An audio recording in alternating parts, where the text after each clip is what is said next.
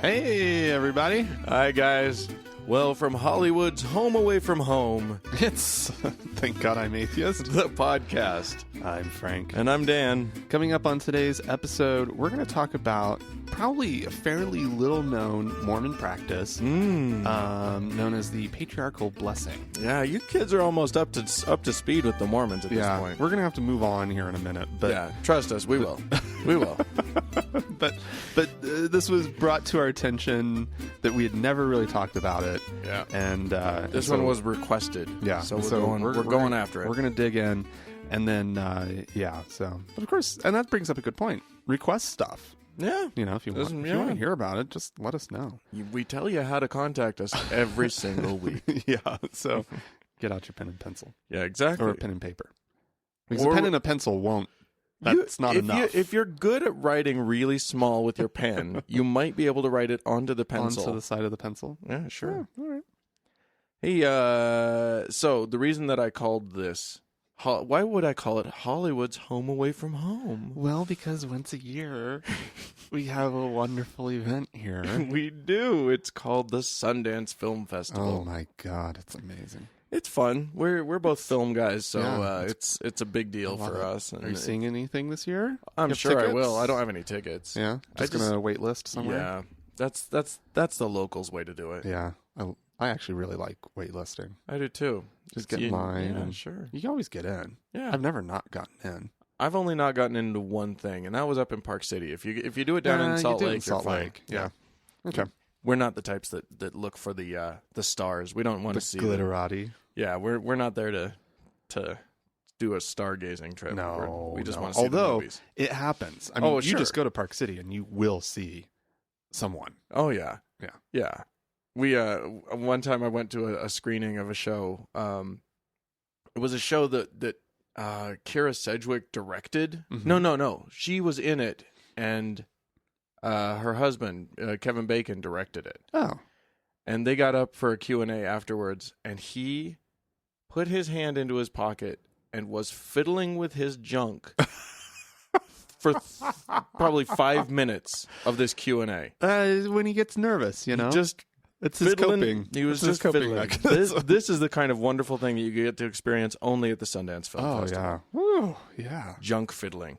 Anyway, not everyone is pleased that Sundance is here. Oh, okay. I just want to. Unfortunately, Like why? What could you, traffic in the canyon? Like what? Smut. Smut is the problem. Yeah. There is you of course know about the Sutherland Institute in Utah. You're intimately aware.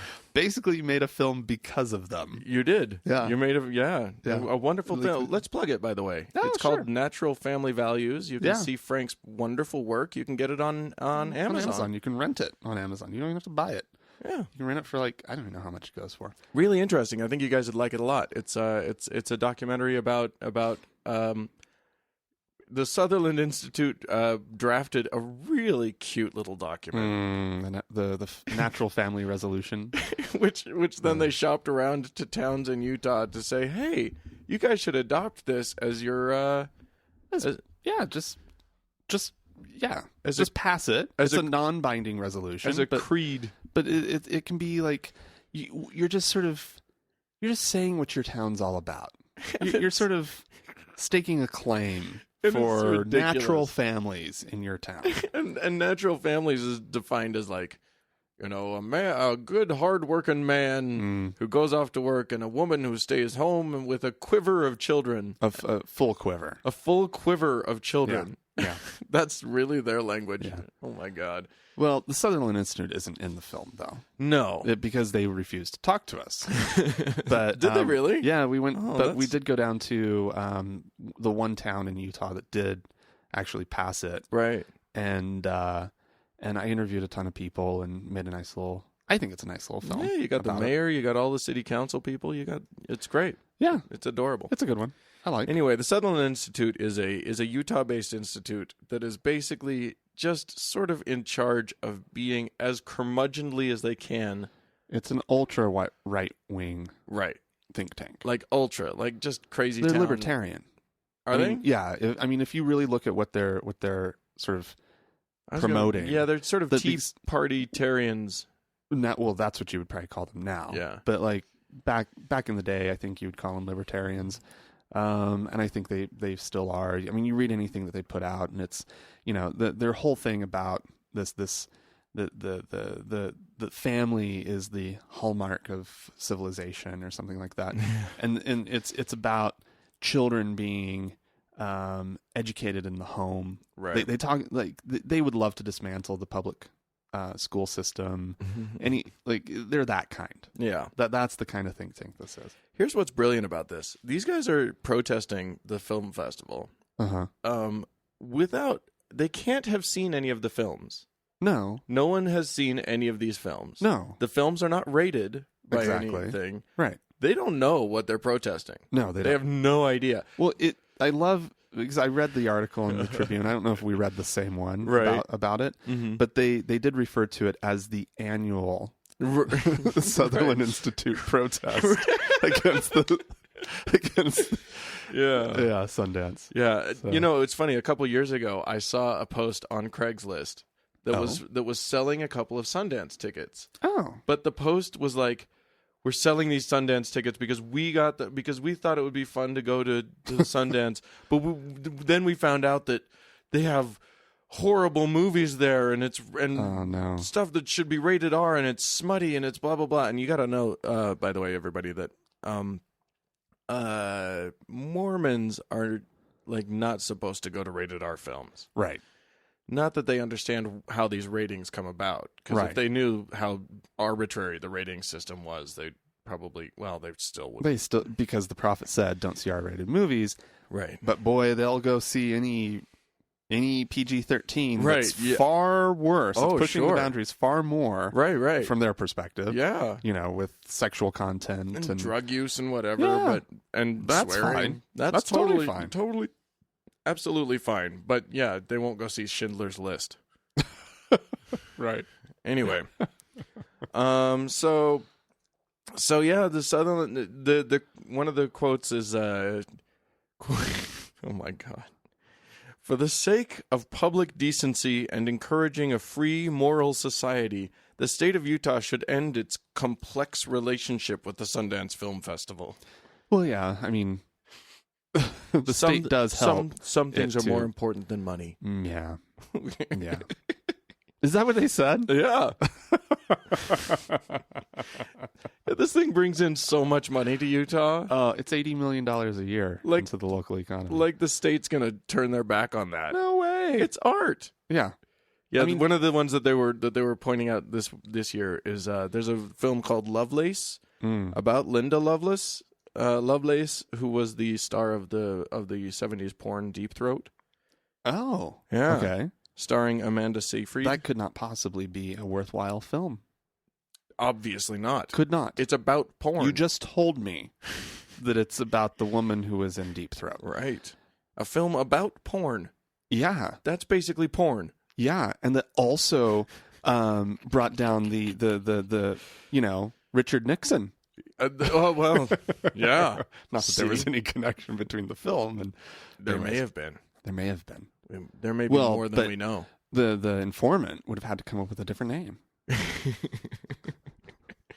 Anyway, so it's not all peaches and cream here at the Sundance Festival, people. No, it's not. No. It's I get it. Yeah. I don't want him here either. Let me tell you something. I have seen some things at the Sundance Festival. Fist Festival? The Festival. Although we did see at Slam Dance that one year, we saw the remember that Meat movie? Oh my God. Peggy what was her name? Peggy. It was a great little film. Oh, I can't believe I'm in the most awful way. It was a short. Name. It was in a short segment. Peggy Bruin. Yes. Peggy Bruin. She had it was in black and white. It was really hard to tell what was going on at various points, but there was one point where there was a steak and like a body part started to emerge through the steak and you couldn't really tell what it was, but it looked kind of like a penis, but then it was actually a big toe. Well, there were people like in bondage outfits like eating ice cream. And It was Getting stuff poured on them. Loved that film. Anyways, It was amazing. oh, Peggy Bruin. Yeah. All right, let's see. Oh, well, here's a fun little story.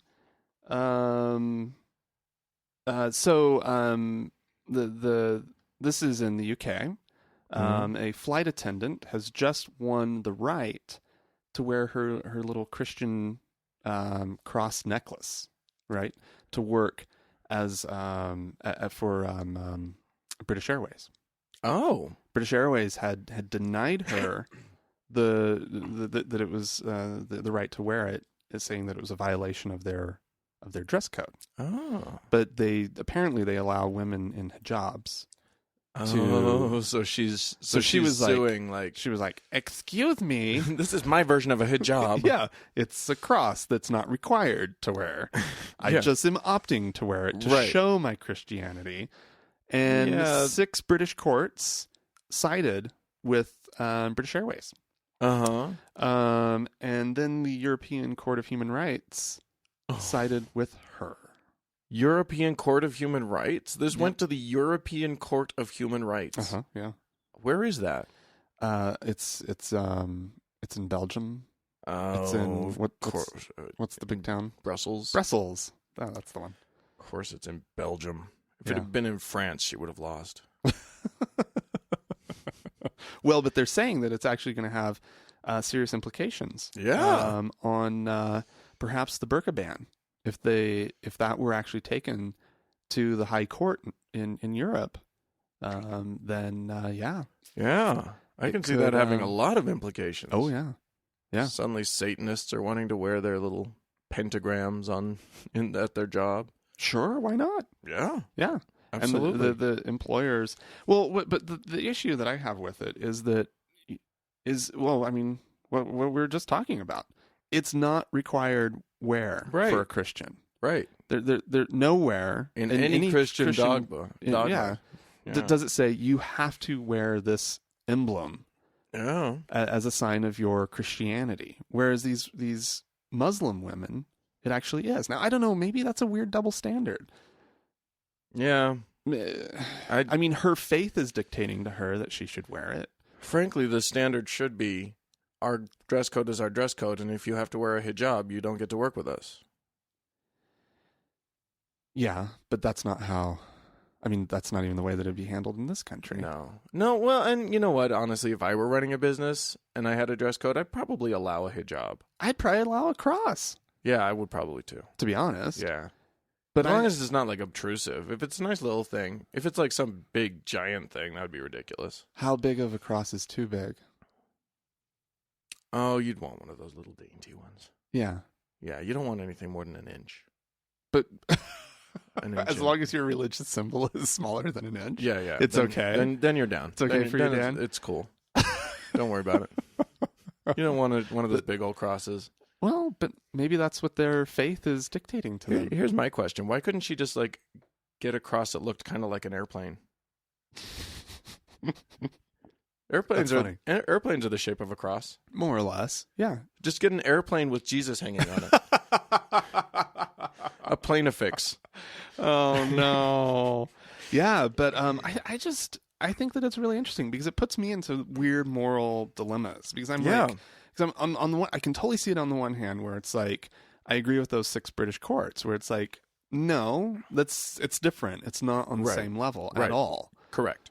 But on the other hand, I'm kind of just like, well, British Airways, I think you were wrong in the first place. Yeah.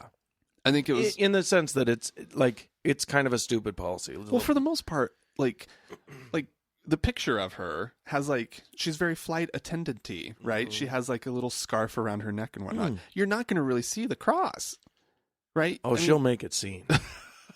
A woman that's willing to go to these lengths, she'll make sure you see it. It's like dangling out on the outside. Oh yeah, she's gonna sew it onto her uniform. What about cross earrings? Yeah, it's a good question. I mean, where does this stop? Where does it stop? I could imagine other ways of putting a cross on you. Cross hairpin. Right. Cross whatever. Yeah. Yeah. It just seems... She could walk around with her arms in a cross. Yeah. Walk around like that. That's true. Yeah. Could do it. She could. Would you like coffee, tea, or for me to say a Bible verse to you? Sir, your seat back forward, sir. That was the Sir, Jesus wants you to put your seat back and tray table to its full and upright position. Sir. That was the thing I noticed on British Airways was the amount of times that they say sir. Sir, madam, sir. Madam. Hello, sir. Coronation chicken, madam. And that's what we had. Guess what we had? Rachel and I sat there the whole time just making fun of the flight attendants.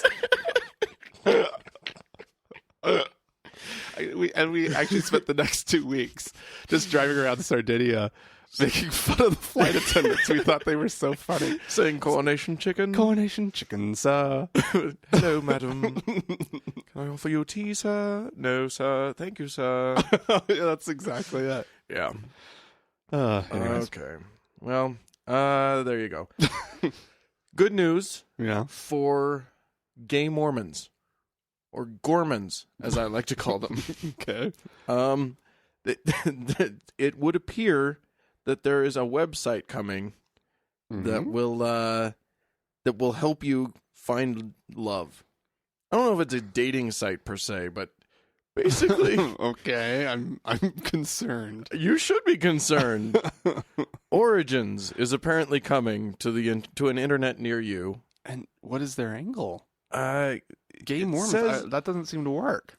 No, it doesn't seem to work.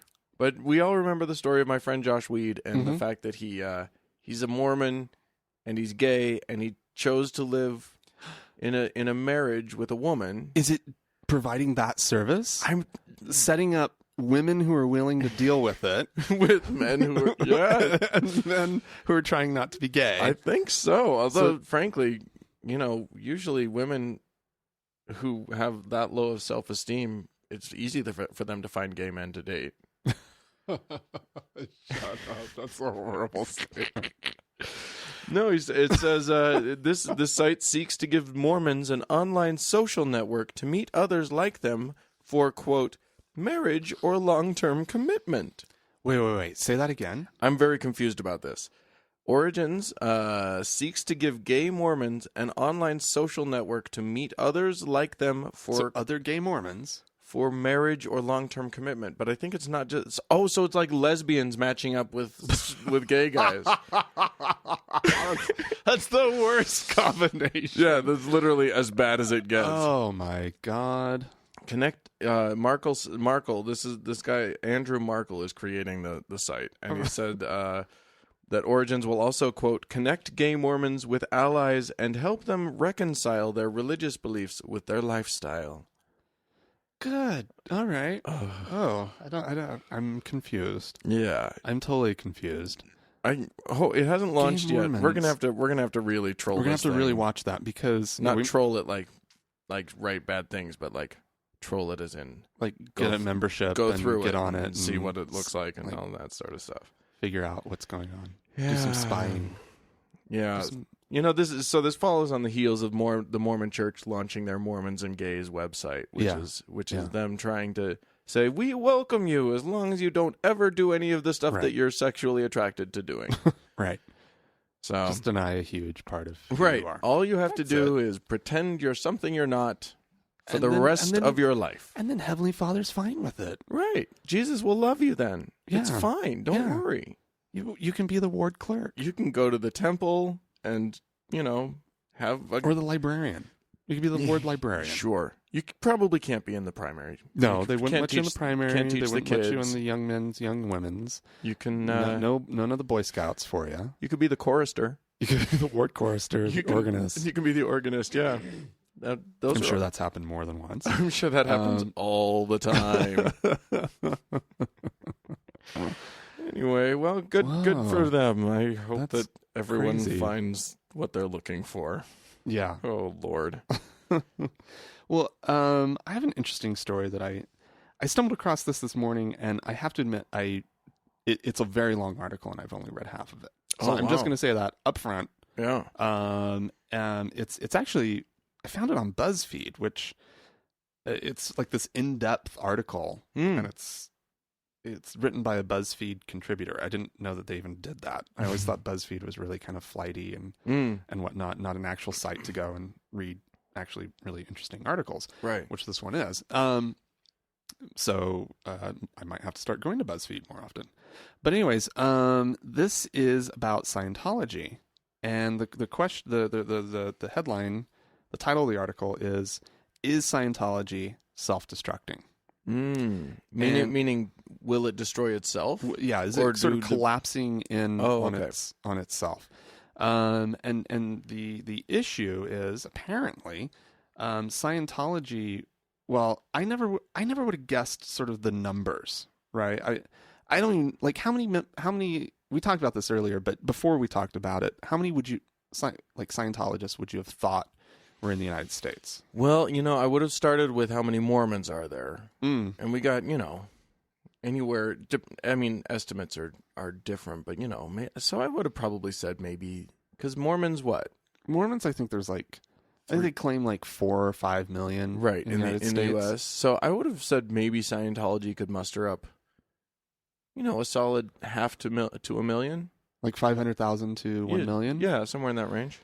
Well, in 2008, there were 25,000 self-identifying Scientologists in America. That's crazy to me, and that's down from 55,000 in 2001. Was that their peak? It doesn't say that. So I think it would be safe to sort of guess that it might have been, but just as kind of a strange other statistic, during the same time period, the number of Wiccans went from 134,000 to 342,000. Oh my God! So like just to kind of throw out like a very sort of marginalized group that we know that there really aren't that many of. Right. Wiccans already have that. Those are their numbers. That's right. Crazy. And I had heard that Wicca was kind of growing.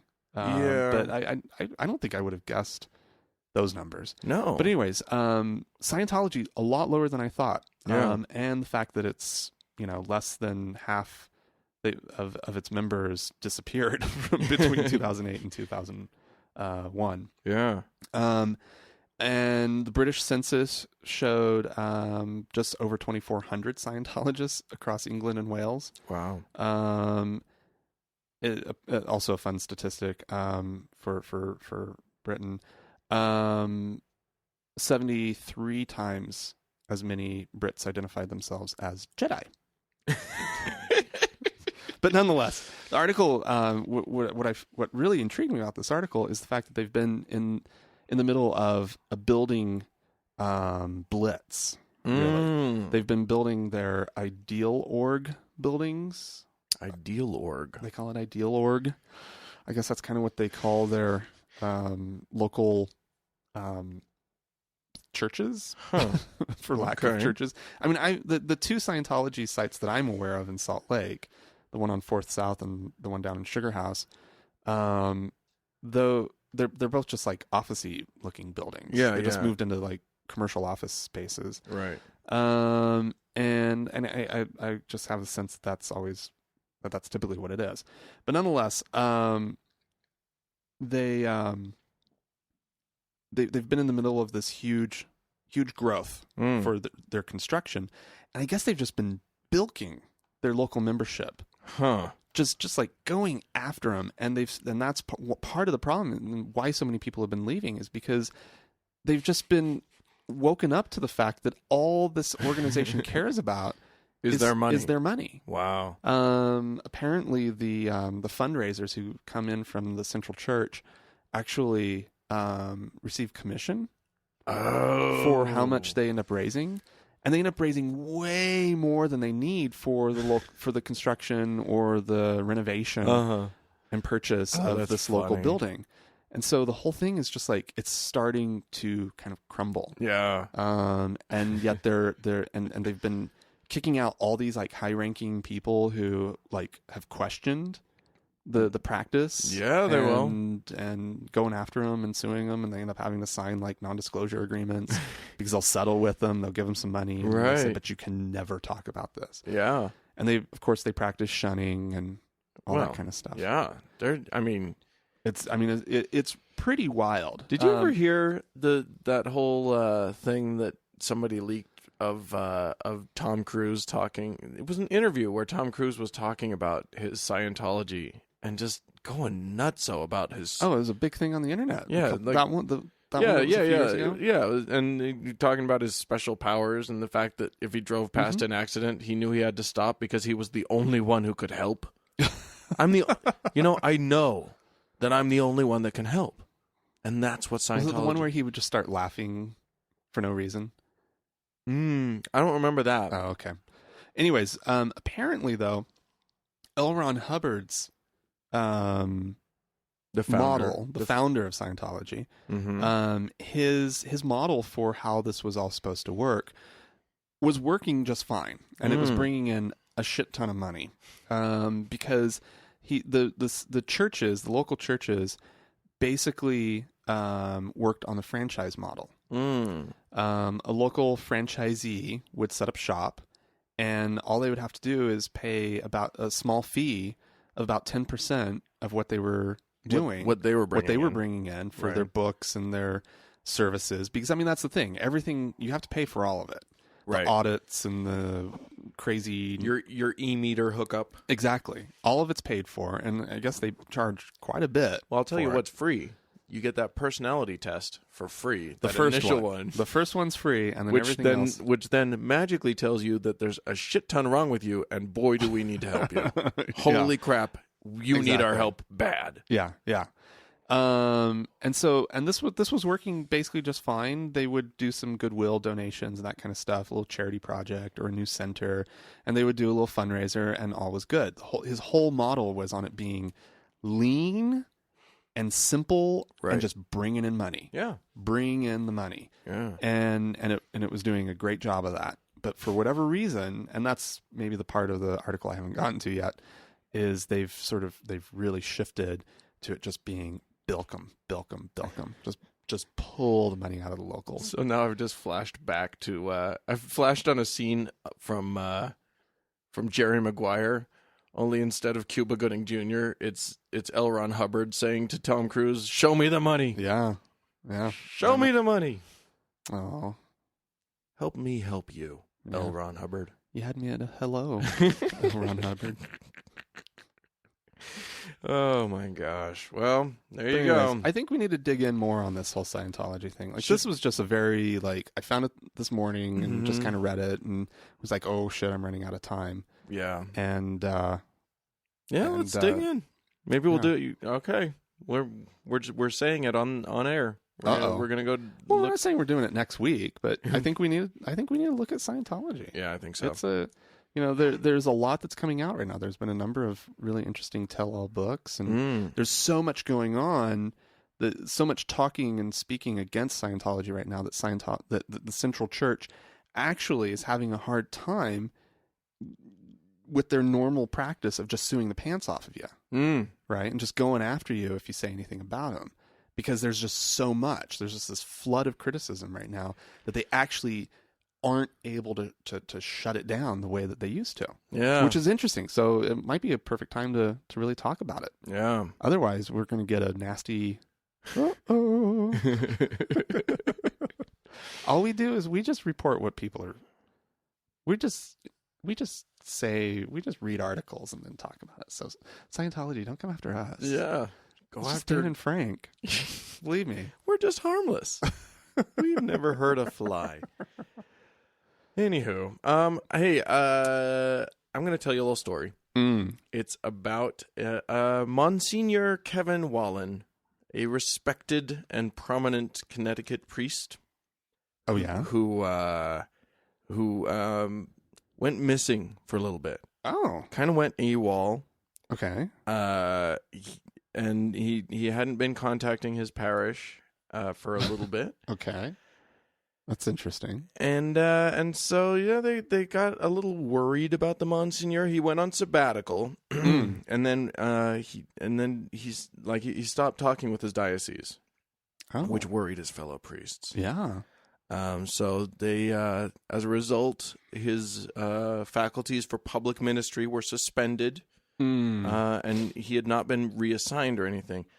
Turns out he was Breaking Bad. In what sense? Selling meth. Shut up. In large quantities. What? Dude was slinging the meth. What? What? He had like the perfect cover. Yeah. Except for the fact that he stopped showing up to and he got doing his stuff. And he got caught. Was he addicted to meth? It doesn't really say that. But it does say that he was he apparently he made them. Here's the thing. I don't know if you guys watch Breaking Bad, but you don't start out an expert in the meth world. You got to learn some things. Yeah, that's true. Yeah. And apparently one of the things that he hadn't learned was not to sell to undercover agents, which he did on numerous occasions. No. So yeah, the DEA totally caught him. But yeah, he's like, he was a totally well-respected priest. Everybody loved him and was totally into him. He looks like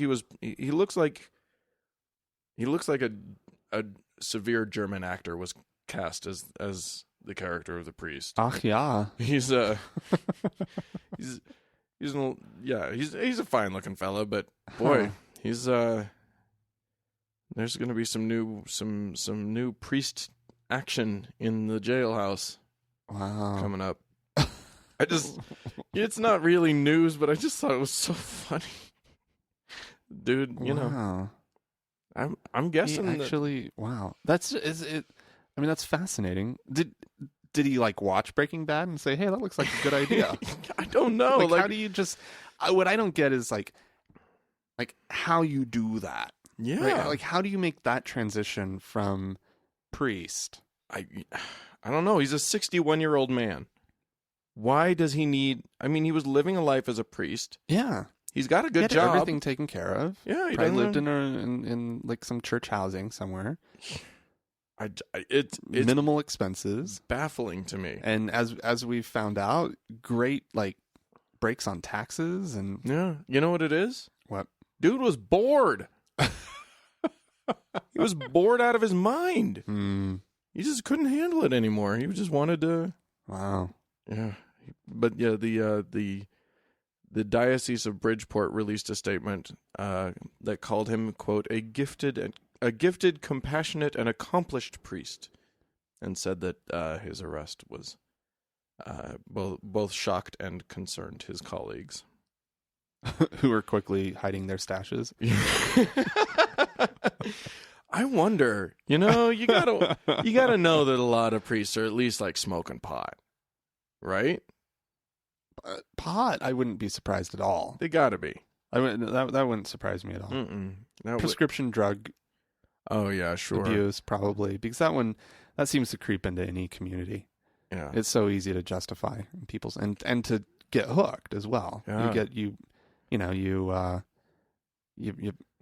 mess up your knee or something, and or your back, and you have some prescription, and then all of a sudden if it can happen to Rush Limbaugh, it can happen to anybody. Seriously, that man has a constitution of steel.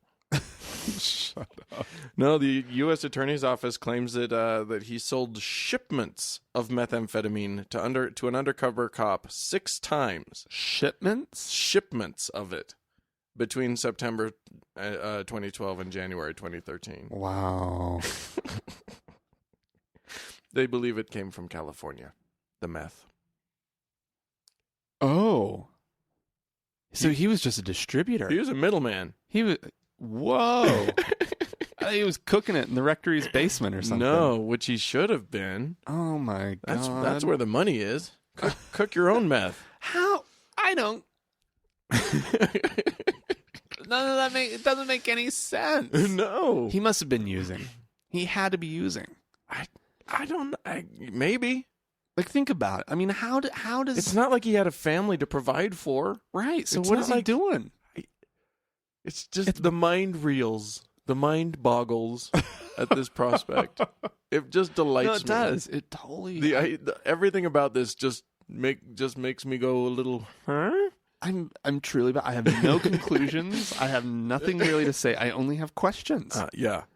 Yep. I only have questions. I just want more detail. I know. Well, okay, we're going to have to come back on this story as we know more. Let's try to interview the guy. We'll go to his jail cell. I don't know that. We just go there and just be like, we have to know. We don't care. We don't judge you. What the hell was going on? I'm sure it's going to come out. It's going to come out because there's going to be a court case. The local media will follow it because that's just too juicy. Yeah. You know? I mean, the national media might even pick up on it a little bit. So crazy. Goodness gracious. That's unbelievable. Breaking Bad. Well, here's another interesting perspective on religious folk in America. They're apparently, according to the Pew Research Center, from a study that they performed recently, the Roe v. Wade doesn't see quite the overturning Roe v. Wade. Yeah, doesn't see quite as much support from religious Americans as one would think. Oh, really? That it's only 54% of white evangelicals actually strongly want to see Roe v. Wade overturned. Only 54%. Right. Oh, wow. And then substantial majorities of white Protestants, black Protestants, and white Catholics coming in at 76%, 65%, and 63% respectively, say that the ruling should not be overturned. Wow. Isn't that really interesting? That's very interesting. It means that these people all, and we all know it, these people all have friends and family members who needed an abortion at some point in their life. Yeah, I mean, right? I guess. I mean, or it just friends. Friends. Yes. Yeah. I've known people, but in my family, but what I'm saying is that like it's the same thing with the whole gay thing. As soon as you know enough people who are good people who come out to you as gay, right? You're like, oh, right. Maybe I'm being crazy about this whole thing. And then as soon as you know enough abortionists, right? As we all know, 4 or 5 abortionists in our lives. Susie down the street does her abortions. The home kit at home, yeah, sure. She's got the sign up over the door. Okay, but nonetheless, really, really fascinating because I had sort of been thinking that and had heard a statistic that like this is really like that the Roe v. Wade is really in danger, right? Because most Americans are now kind of coming around to to kind of believing this apparently only barely majority evangelical viewpoint, which is that it should be overturned. Yeah. And so I'm just like, this, it's really fascinating. And it's really interesting that, that's just really not the case. Right. That's more of an assumption. Right. And that when you really start to dig down into it, Americans,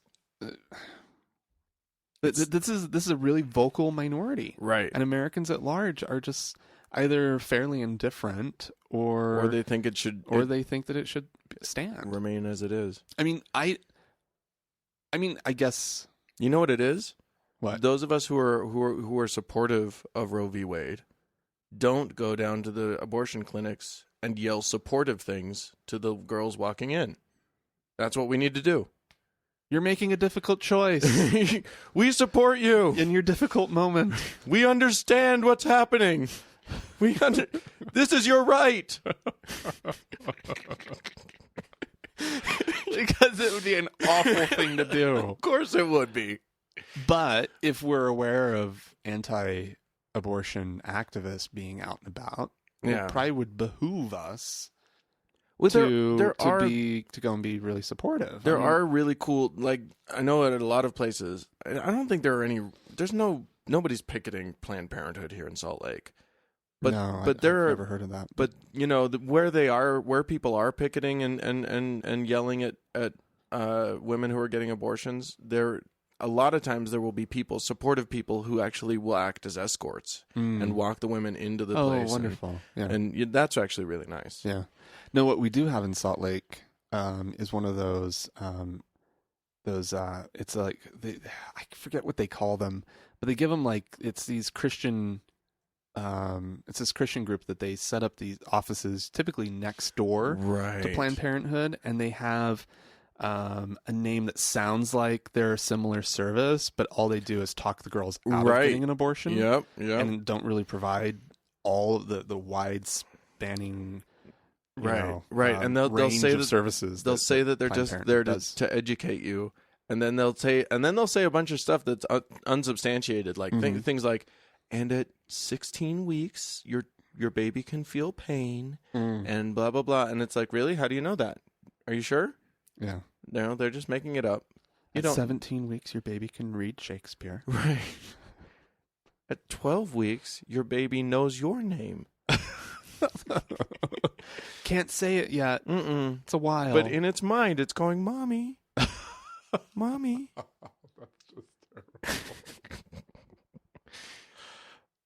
That's just terrible. And usually going, Daddy? Daddy? Where are you? I can't wait to meet you, Daddy. I want to come out into the world. That's just awful. That's awful, Dan. Yeah. I'm putting my foot down now. It's terrible. It's a terrible, terrible joke. I don't like it. Well, there you go. Dan. We need another court case to rule against me on that one. Yeah. Yeah. I wish there was. No, so everyone out there, don't stop, fighting against the people. Don't think we've lost. We've Roe v. actually won, but nobody knows. Right. Well, this is, but this is great. I found this on CNN. Oh, no, that is good. The report's out there. Good. But we need to just start. It needs to get more into the common, into sort of just the common parlance and the common understanding that this isn't a 50-50 thing. It's not a 50-50 thing. It's not breaking down that way. That right. It is okay because most of the country believes that abortion, while it can be a very painful and difficult choice, should be legal. Right. So murder babies with impunity. Dan, I didn't want to take it there. And yet I did. Oh, Dan. Oh, I kid people. I kid. We joke. We joke because we love. Anyway. Well, that brings us to ways that you can get in touch with us and complain about my abortion jokes. Yeah. So, Dan the abortionist. Facebook.com/TGIAtheist. That's a good way to like us. To say hello. You can email us at podcast@thankgodimatheist.com. And another way to get in touch with us is to leave us a voicemail. Yeah, people have been doing that. Yeah, 424-666-8442. It's easy. Guess what, folks? It is just voicemail. You're not going to get us, right? You don't have to worry about somebody picking up or explaining why you're calling. I'd like to leave a voicemail to thank God I'm atheist. The thing is, we're so easy about this too. You just call in, you just say a few things, and we're on your side here. Yeah, exactly. Don't be nervous. Don't worry about it. And then we have a thank you. Oh, we do? Don't we have a thank you? We need to thank Carla. Oh, yeah. You know what?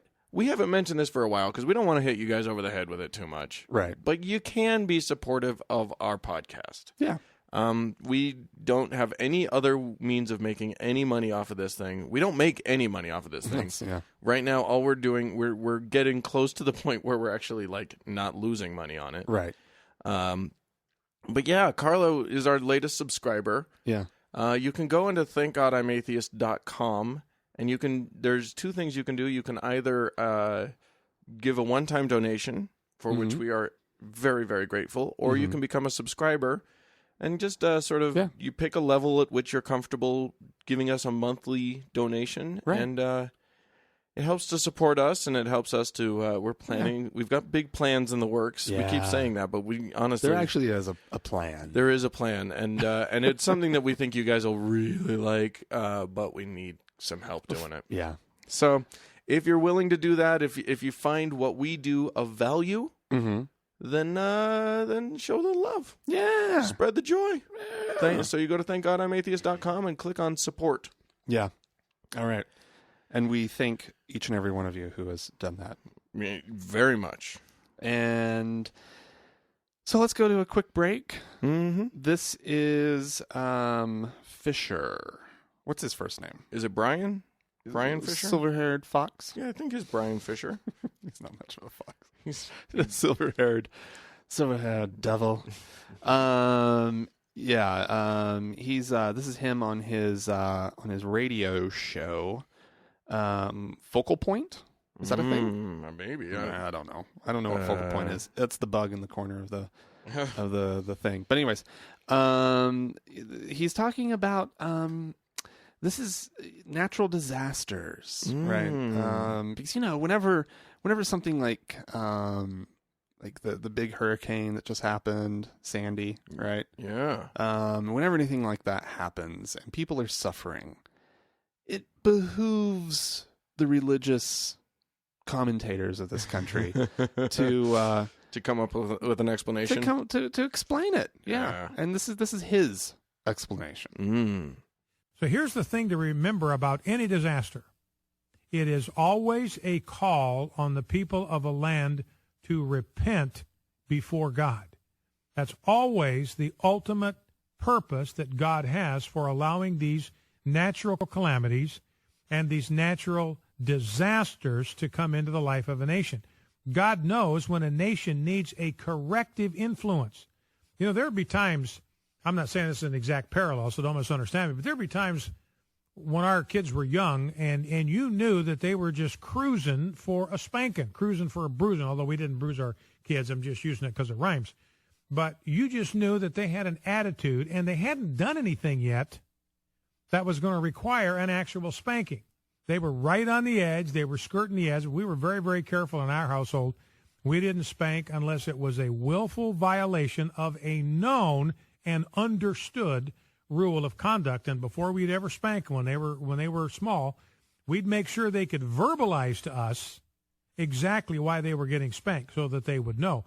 Well, God sees a nation in the same way. He sees that a nation can be right on the edge of making decisions that are going to be fatal to that nation. And he says, look, the time has come when I need to spank them. I need to get their attention. I need to humble them under my mighty hand. And that is the purpose.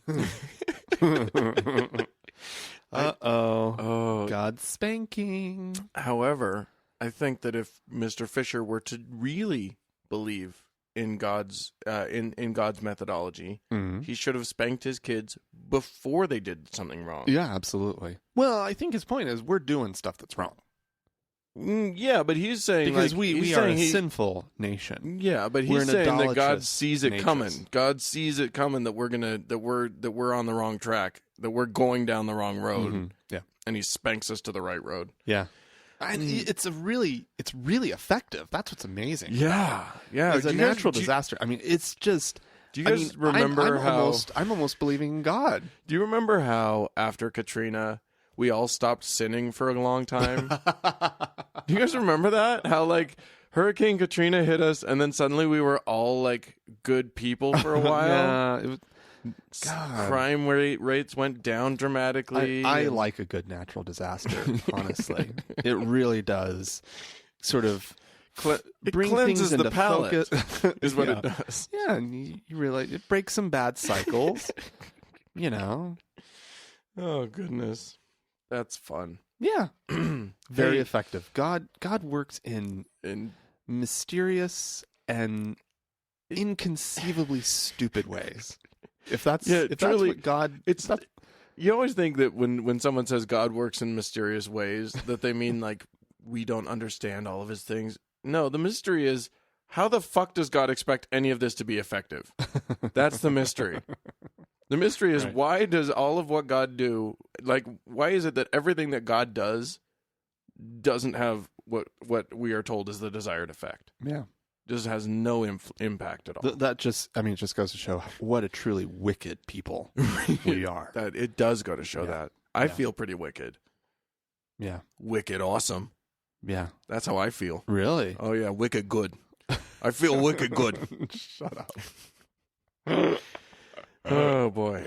Well, we have a voicemail. We do have a voicemail. We should play that. That's much better audio than Brian Fisher. Yeah. All right. This is from Mitch. I actually have a story I wanted to share with you. A couple years ago, one of my friends at school wore like a wooden rosary that he got on a trip, and he wasn't wearing it for religious purposes, and he wasn't going around like advertising his religion or anything, but kind of wore it as more of a fashion thing. And the teachers, they made him take it off as a religious symbol. So as a sign of our support for him, the day that they were going to make a decision about what to do disciplinary about him, we all wore just the most flamboyant, outlandish religious symbols we could find, and they ended up just ignoring it, just dropping the whole issue completely. I just thought that's just kind of a little interesting story. Keep up the good work. Love the show. All right.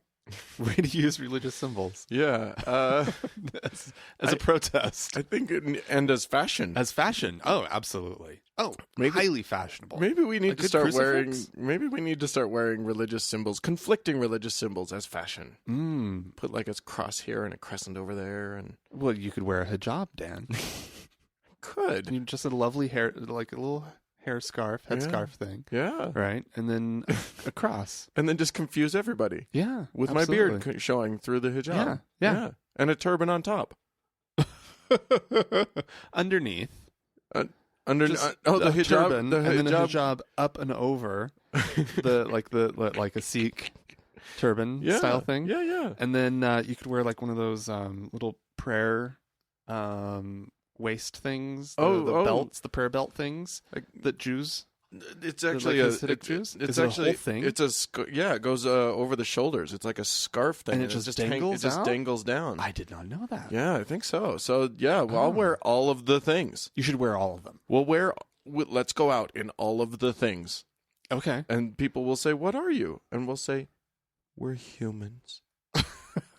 And then just No, righteously walk away. It's fashion, baby. That's right, exactly.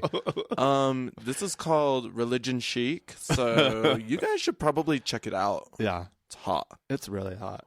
I'm into it. It's like all the rage right now. Yeah. No, I love that. Way to be. Yeah. Way to show some solidarity. And way to call a school on. Well, I don't know. How do we feel about a school's banning religious iconography? I don't think they should. It seems silly. Yeah. I mean, the thing is that there is the vague potential, especially these days, for that kind of thing to get way out of hand, for it to become cliquish and for it to become almost gangy. Well, unless the school is like either has extremely strict dress code or school uniforms, Right. then I don't think that they have any business in regulating what people are wearing. Yeah. I mean, Right. within reason, I think there's you're right. obviously like, no gang colors. obviously and- that, and there's a certain amount of like revealing clothing Right. that you have to put a limitation on. Right. But like, if it's just a thing that you happen to be wearing and it's not like being a distraction, Right. which I don't see how wearing a crucifix Or a rosary.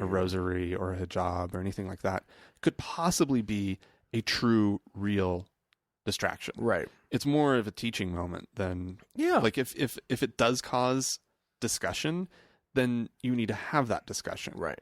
Although that's a discussion that a lot of teachers are terrified to have because they get in trouble. Yeah, that's true. Nobody's saying the public education system is broke. Yeah, it's broke. It's broke. Yeah. Oh well.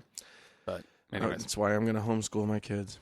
it's a really smart thing to do and good for the kids. Good for everybody. Yeah. I've got an email here that I wanted to read Oh yeah. from our friend Lewis. Apparently, Okay. Lewis is from Taiwan. He lives in Taiwan. Oh, We got a listener in Taiwan. that's fantastic. I'm going to assume we have dozens of listeners in Taiwan. Sure. You wouldn't Yeah, just I have- don't see why we wouldn't. Absolutely. Anyway, interestingly, he's originally from South Africa, but he lives in Taiwan now. Okay. And he said some nice things about us and our podcast. And then he said, I'll just quote him. I grew up being very rebellious against everything that smacked of religion, coming from a staunch Protestant family. I was more or less atheist and openly so with my friends, but not with my family. Then I had a temporary lapse of reason. I converted to Catholicism, and quite sincerely, I might add. Wow. It all began as I took up a post I took up the post of cathedral organist in the city I lived in at the time. Oh, okay. He's a musician by trade. And I adored the music, the ritual, the mystery, and the mystery is in quotes, by the way, and the genuinely sincere community. But about 10 years after my conversion and my confirmation, sanity and reality slowly returned. And now I'm in a very difficult situation, and it's hard to get out of. I don't think I'll be able to come out soon as an atheist, simply because I don't want to upset my wife, and, to be quite honest, since moving to Taiwan, going to church happens infrequently enough as to not be an issue of discussion. Oh, okay. So, and he makes this point. I thought this was interesting. He says, as a matter of fact, the vast majority of people in this country totally lack any sense of spirituality as we know it in the West. The concept of a personal God is completely missing, but superstition is rampant and all connected to ancestral worship. Whoa. However, if you start asking about the superstitions, most people simply don't know what it's all about, and they just blindly follow traditions. Wow. Okay. So, Huh. yeah. He also says that he says, I enjoy your interesting snippets about the Mormons. Over here in Taiwan, there are many handsome young men in white shirts on bicycles riding around and doing what they do. Yeah. The only thing I admire them for is for their unbelievable command of the Chinese language. Even after 12 years of living here, I certainly won't be able to explain the intricacies of Mormonism to the locals, let alone try to convert them. Yeah. That's one thing they do. Yeah. They do good language stuff. Yeah, but try to talk to them about anything besides religion. Right, exactly, yeah. They know all of the religion words, and then you God, say... I can go in depth in Italian into just religion right. and religious concepts, but try to teach somebody how to make a soup, and it's... slightly more difficult. Anyway, so, Lewis, thanks for that. In terms of... gosh, he is in a bit of a bind, isn't he? He's got a wife who's clearly a true believer. Yeah. I don't know. It's not like we're going to give you marital advice, Lewis. No, absolutely. No, absolutely not. But, man, I sympathize with you. Yeah. Personally, it doesn't sound like it's a real huge issue. Right. I mean, but that is always going to be a bit of a wedge. Yeah. It's a tough one. It's a tough one to be in. Yeah. And, it's one of those things where now he's got this thing where he can't share all of who he is with his wife. Yeah. It's tricky. Yeah. Well, I'm sorry, Lewis. Keep up the good fight. Yeah. Over there in Taiwan. Yeah. All right. Well, and thanks for listening. Yeah. Thank you and for very getting much. in touch with us. We're glad you're there. And then we have another letter. This is actually from a couple weeks ago. We decided to sit on it for a minute. Because it brought up an issue that we wanted to spend a little bit more time on. Right. But anyways, this is from Rachel. Mm-hmm. For those of you who've listened to all of our episodes, you'll remember Rachel co-hosted with me on one. A while back. It's that yeah. Rachel. Yeah. And she says, "Hi, friends. I was listening to your most recent podcast, and one of you mentioned briefly that LDS bishops don't require any spiritual training. They're basically just laymen who are given a manual to read once they get called to the job. Anyway, it got me thinking about the role of patriarch. I don't know that much about patriarchs. I never got my patriarchal blessing, nor have I had someone let me read theirs. My impression of the patriarch is that he's basically just a spiritual psychic. Is this correct? If so, I have the same concern for the patriarch's lack of training in the field of psychic reading as many people have for the bishop's lack of training." Did either of you receive a patriarchal blessing, and do you still have a copy that I can read? Incidentally, does the LDS Church believe that psychics are tools of the devil? Seems strange that they would staff their congregations with them. And then she, P.S., did either of you play ward basketball? So anyways, thanks, Rachel. The patriarch, for those of you who are not familiar with this idea in the Mormon Church of the patriarch, it is every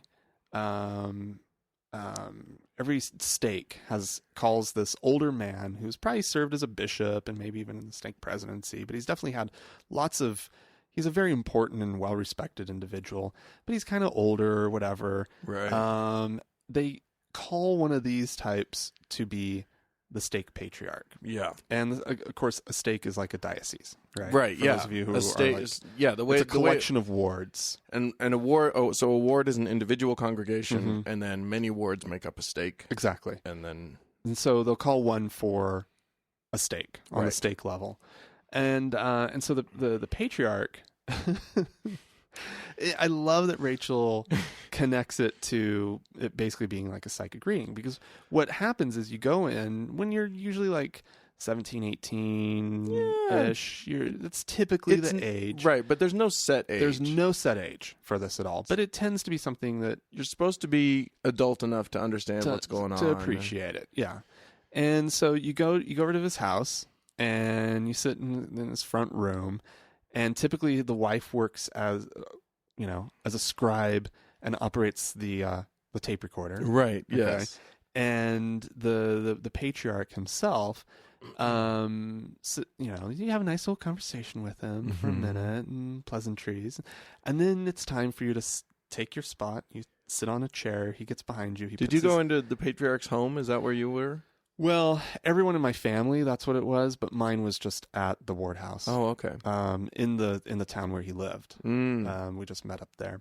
Because he probably lived out in the country somewhere and would have been hard to find. But nonetheless, I mean, a little different out in Oklahoma than here. But again, you sit down in the chair. He puts his hands on your head, right, and then he starts to basically tell you your future. Right. Yeah, he tells you your past. Strangely, a little bit of your past. He tells you what tribe you're from. Right.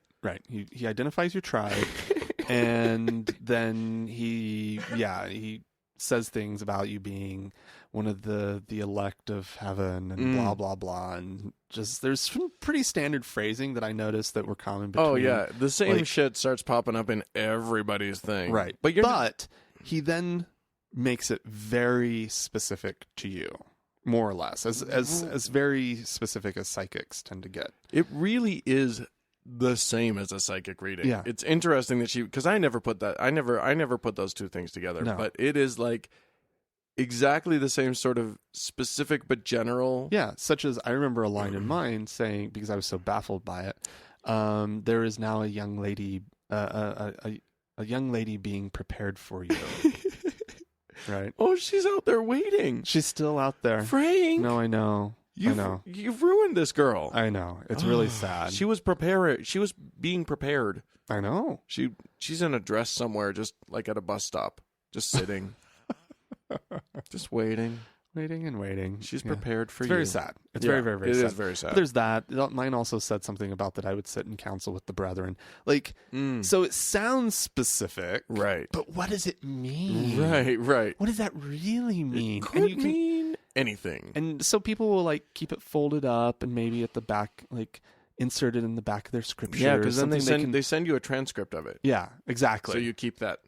And then all typed up, right? Mm-hmm. And they actually send a copy of it to the church headquarters, right? So that they can keep it on file there and safe in case you need another copy. Yeah, and probably keep a record for themselves. Yeah, I think the patriarch does. Yeah, I would assume, but nonetheless, it's this really strange.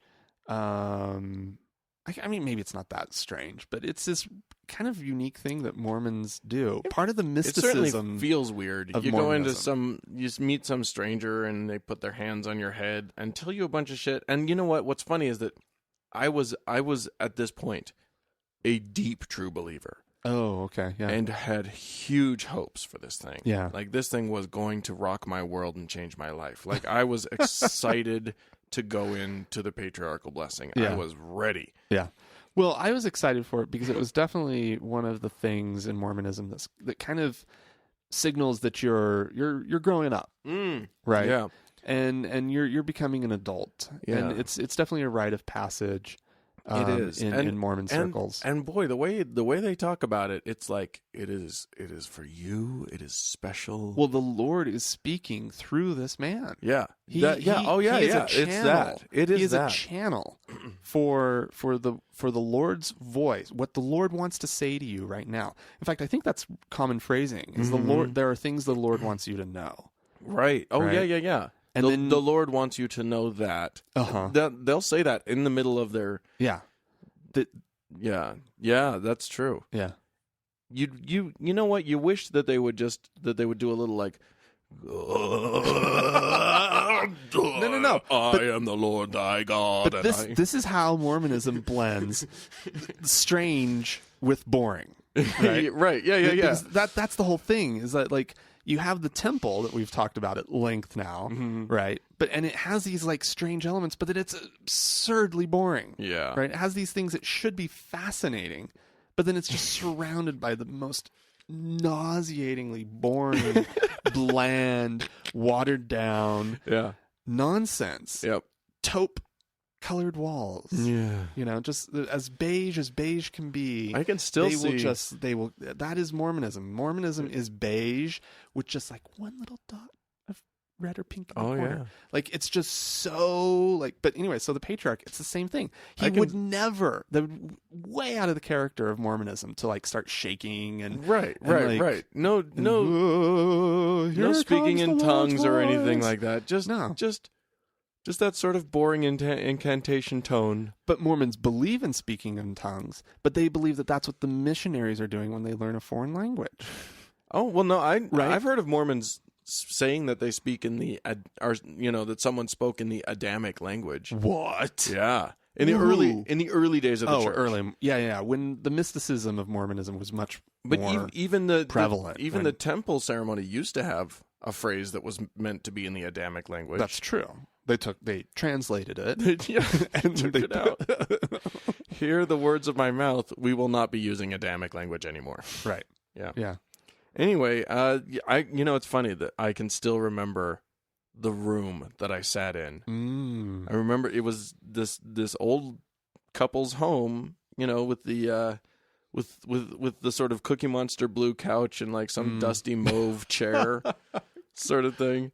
It wasn't more powdery than Cookie Monster? Yeah, it's probably more powdery. Yeah, okay. Yeah. But you get the idea. Yeah. Sort of sculpted carpets and whatever. Yeah. Oh, yeah. And then, so I sit down. The guy puts his hands on my head. You're right, after a little bit of pleasantry. And, the old lady's just sort of creepily recording. It felt like she was hovering. It's like, okay. And then he says all this stuff to me, and I was so excited. I was so. And by the way, I had delusions of grandeur at that point too. Oh, I sure. really wanted to be in the tribe of Aaron. This whole tribe thing, I don't even know how to describe this tribe thing to you people.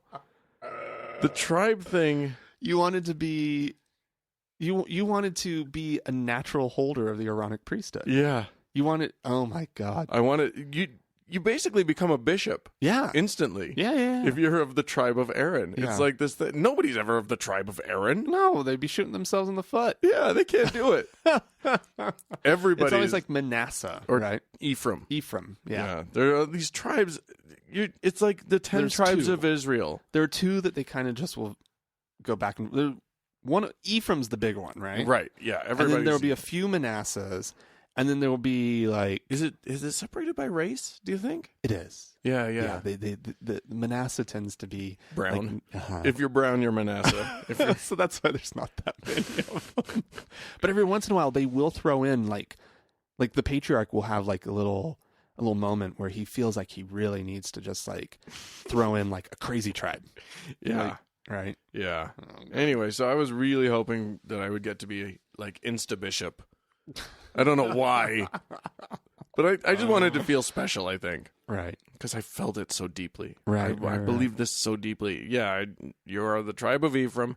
And then he proceeds to spew a bunch of completely general shit. And I saw straight through it instantly. Right.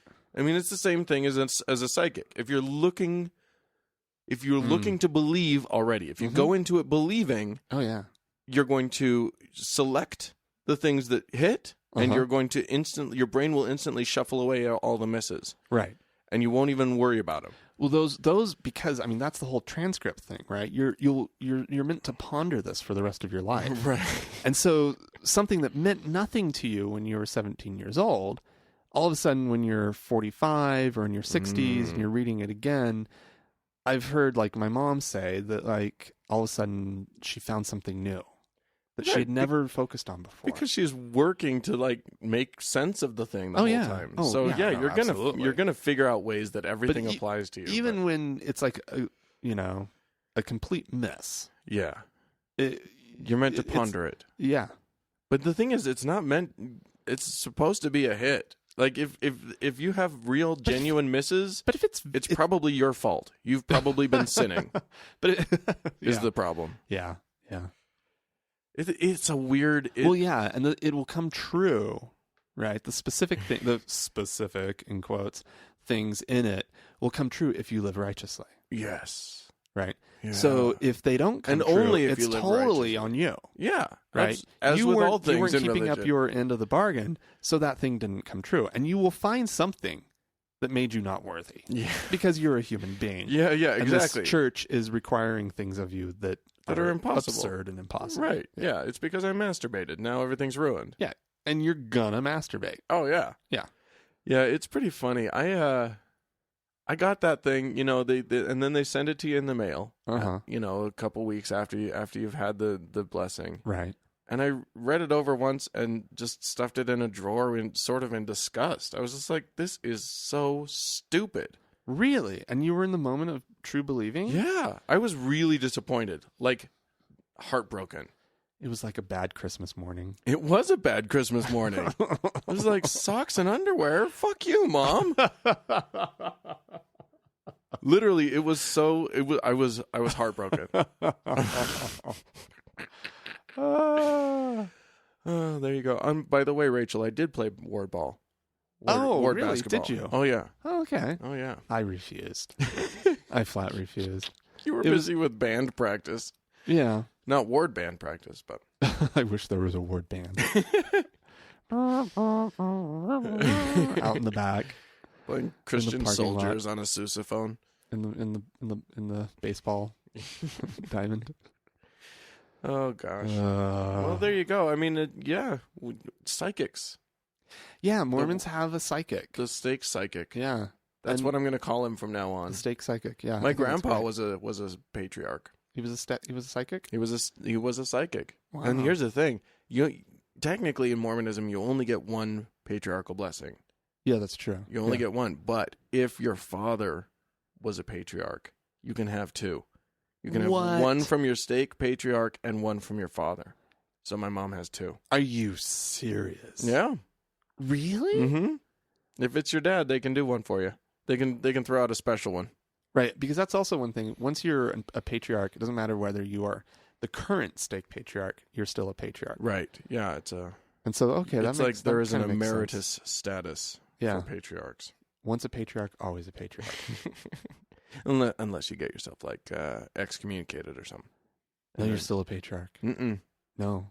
You can be a rogue Mormon psychic. Just running around giving Traveling town to town. Once you're kicked out of you just give blessings to any old buddy. Yeah. It doesn't matter. Yeah, you just walk up to random people, at the train station. Tribe of Ephraim. Tribe of Manasseh. Come here, brown person. Manasseh.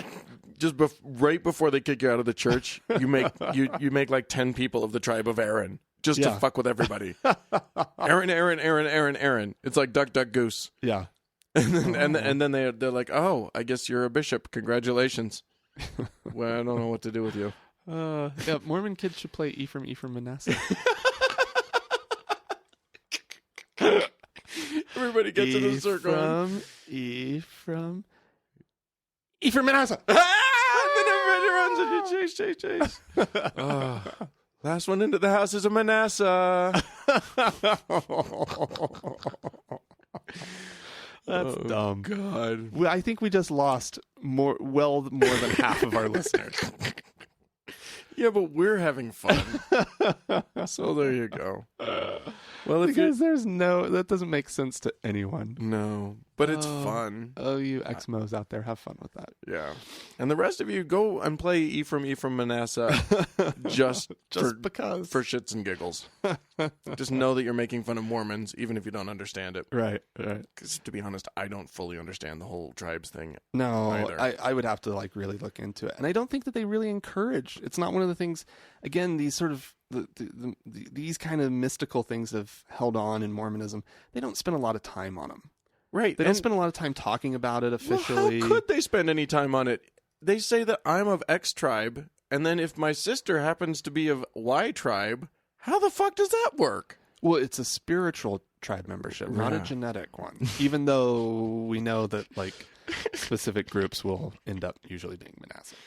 It's so crazy. It's the gathering of Zion, though. Yeah, that's what it is. It's the 12 tribes. They will reemerge in the last days. Yeah, and by the way, don't go looking up tribes of Israel on Wikipedia, because you won't find you won't find the Mormon thing. Oh, right. You'll find the actual Israel, Jewish thing. Right. Mormons think they're Jews. Yeah. I don't know. Early Mormons, Mormons still feel a strong affinity for the Jewish faith. Yeah. Even though they don't know anything about it. Yeah, which we've made abundantly clear on this show. Yeah, because we don't either. Yeah, our ham-handed attempts at explaining anything Jewish. We've tried. We've looked it up. Yeah, a little bit.